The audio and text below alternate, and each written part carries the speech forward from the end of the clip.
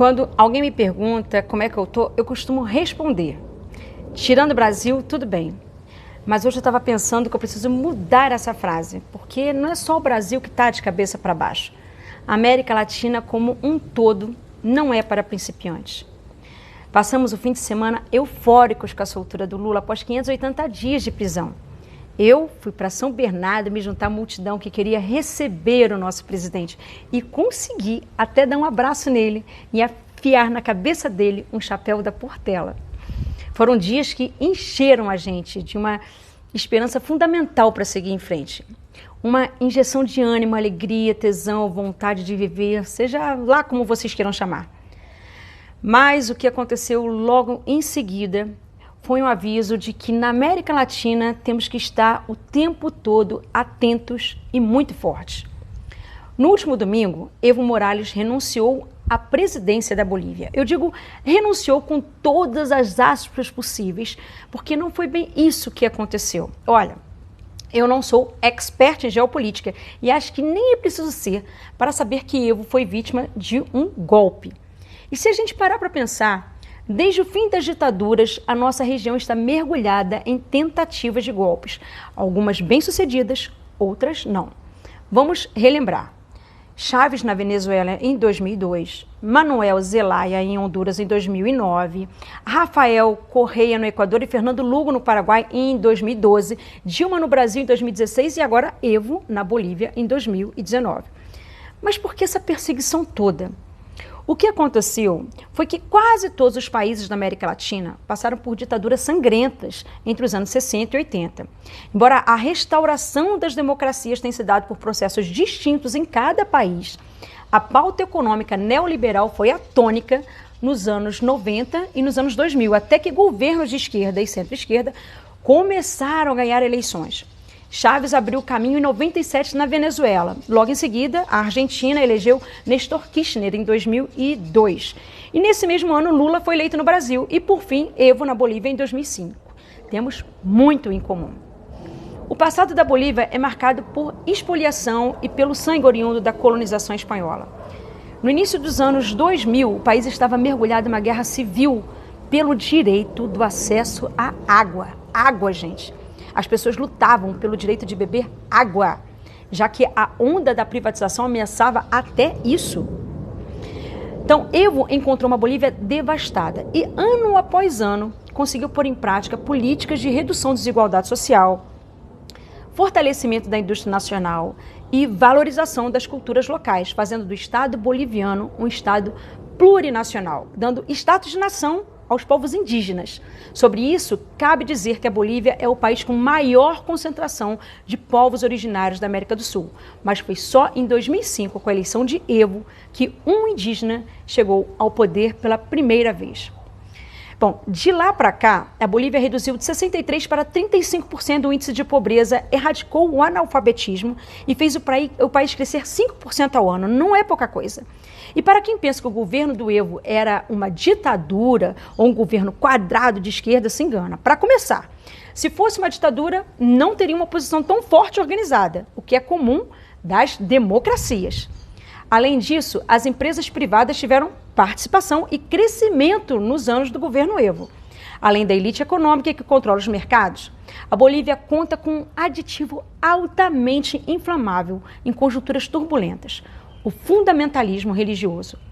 Desde os anos 70, as igrejas neopentecostais e o movimento de renovação carismática da Igreja Católica vem crescendo de forma significativa entre os mais pobres. Apesar das diferenças de culto, essas duas correntes de pensamento são muito parecidas nos interesses políticos e na disputa pela sociedade, porque partilham de um projeto de poder que passa pela eleição de representantes próprios para os mais diversos cargos da política. Veja, eu não estou falando da religião em si.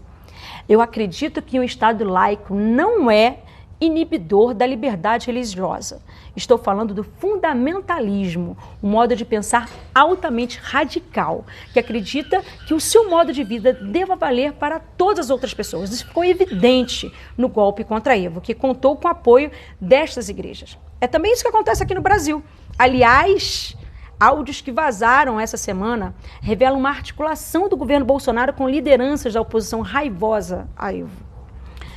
Desde o dia 20, quando a eleição apontou uma vitória eleitoral apertada das urnas da Bolívia, a oposição liderada por Luiz Camacho inflamou a classe média, a juventude universitária, policiais e demais setores urbanos a protestarem por meio de ações violentas para tomar o poder na marra.